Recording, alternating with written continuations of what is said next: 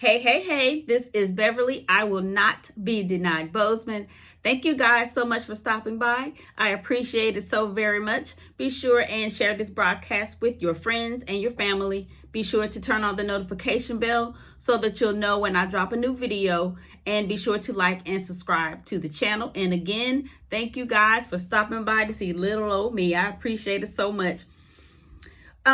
Yesterday I did a video and it was entitled Watch What God Does. And you have to go check it out to get the full understanding of it. It was good. I think it was one of the best videos I have ever done. And it is not that I'm bragging on myself. It's that I know for a fact 100% that I had a message from God directly for you guys, for me, but also for you guys. And I never have videos to where I say this is directly shown up from God. I get inspirations from the conversations that I have from God, and reading the word and watching things and just life's experiences. But this was showing up a message. Just go check it out. Basically, what he said to me while I was driving the other day, the Spirit of the Lord said, not audibly, but in my spirit, watch what God does. Basically, he's getting ready to do something. You're just gonna have to watch it. Just get ready for it. And he also said, you've been at the back of the line for so long, and people have turned around and they have pointed and they have laughed and have done everything in their power to keep you at the back. And like I said, the word was not just for me, it was for you guys, right? And when I was doing the video, I could see in my mind exactly how it was happening. What I was saying, I could see it, in my mind, us being at the back of the line and people turning around and pointing and laughing and whispering and sneaking pictures and creating secret chats and having telephone conversations, and how we are just, she's still at the back of the line. Her husband is a drunk child. Why don't she's stupid. She's just desperate, just hanging on to a man. But, stuff like that. Not saying my husband's a drunk or anything, but, those types of conversations have gone on about us, right? And when I saw what I was saying in my mind, there was no clock around. There was no time frame given. There was no indication as to how long we will continue to stay at the back of the line. But what did come to mind, and what felt like to me God was saying in my spirit, is that while you are in this place, still at the back of the line, there are things that you have got to do while you wait. Being at the back of the line is not necessarily punishment. I can't tell you how to see it. But how you can see it is as preparation time. What if you do get what it is that you've been wanting all your life? The question is, are you ready for it? Because if you are not, you're going to lose it just as fast as you got it, or you're going to be miserable. Because how does the saying go? With great abilities or great reward comes great responsibilities. There might be some people that you need to get rid of.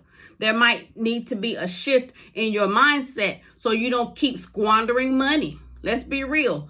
That might be the very thing that's holding some people back from having a financial increase, is that they don't know how to handle money.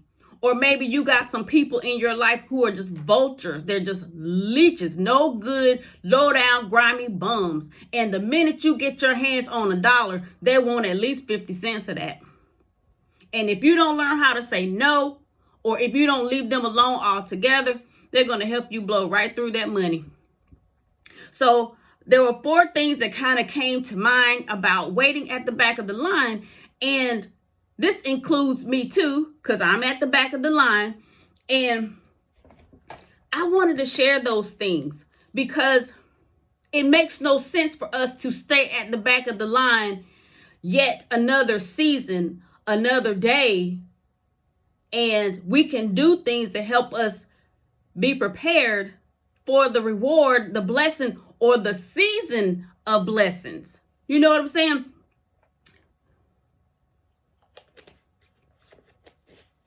It might not be just a thing that we're going to get. It might be a pure D5 season, honey. A pure season. We've been at the back of this here line. Seems like for 1,000 years, like, oh Lord, when you gonna get me out of this? Like, how much longer do I have to endure? And it could be a case of where this season is going to dry up. This season is going to wrap up. And it is time for us to move into another season to where we're just smiling all the time and laughing all the time and enjoying life and just enjoying the very best that life has to offer. But before we can get there, we got to partake of the happiness and the joy now. We got to partake of the knowledge that we're going to need when we get to this next season. But like I said, if not, we're going to have people around us that we don't need to have. We're going to have that same mindset that's going to pull us back. We're going to carry the anger, the bitterness, the rage, the low self-esteem, and all the things, the baggage that we currently have right now, the things that people are pointing at and laughing about and trying to, in the space they're trying to keep us in so we can't come up to the front and surpass them. Those are the things that we need to be working on right now. I can't tell you, what you need to do. That's some soul searching you got to do. That's some conversation you got to have with God, or finally do what it is that he told you to do. Because, child, if you are like me, I know there's some things that God has told you to do, not do, start doing, stop doing. But we just ain't got around to it for whatever the reason. That could very well be the holdup. Who knows? But everybody has to do their work. Do the work for themselves, right? So the first thing that I would like to suggest that we do while we are at the back of the line, look up. If, just like this, if I'm standing in line and there are people in front of me, they're pointing at me, making faces, laughing, and all that good stuff. If I'm looking up that way, I don't really see them. I see silhouettes. I see figures or whatever. I'm not really even paying attention to them. I'm looking up. That can be symbolic, right? Symbolic as meaning look up to God. Because in real life, who else you got to look at? Who else? Who else is there to look at? Real talk. Who else is there to look at? Look up to God. He knows everything. Everything about your situation. And he knows what's next. He knows what needs to change. So why not look up? Twofold. Looking up to him so he can give you guidance, so he can give you that peace, that joy, put that real legitimate smile on your face, and you ain't got to pay attention to them jokers. If you got to lean your head so far back that the back of your head touches your back, then fine. Do that. Figure of speech, but you know what I'm saying. And then the second thing that we can do while we are at the back of the line is to have a vision. Nothing should excite us more than having a vision of where we are going, a vision of the things that we're going to do, the people that we're going to help. The vision should be positive. It should be, now, some people will say make it doable. Some people say make it so big that you need God's help. Do both. There are some things that we can do in the near future on our own. We can go and volunteer somewhere. We can get started on an exercise program. We can have a vision of smiling every day. For some people, they just want peace. And if your vision is to have peace, you might want to start with watching something funny, reading something inspirational, or just smiling for no reason. That can be your vision. It's doable. But then, have a way bigger vision that will make God have to show up for you. All right. And then the third thing that we can do while we are at the back of the line is to say our daily affirmations. You can go to Amazon. You can go to Barnes & Noble, Books A Million, and you can find tons and tons of books on affirmations. You can search YouTube channels. You can go to Google and just find affirmations, positive affirmations, and kind of tailor them to what it is that you're trying to do in life. If you have a vision to where you want to be healthier, like I'm working on my weight, and there's a vision that I have for myself. So in conjunction with seeing myself in that way, I have affirmations that I say every day about my weight, about my eating habits, about how I feel. I have them written down, but I also have them memorized, and I say it at a certain time of day. And I'm getting to the point where I say it, throughout my day, especially when it's time to eat, especially when the temptation comes and all that stuff.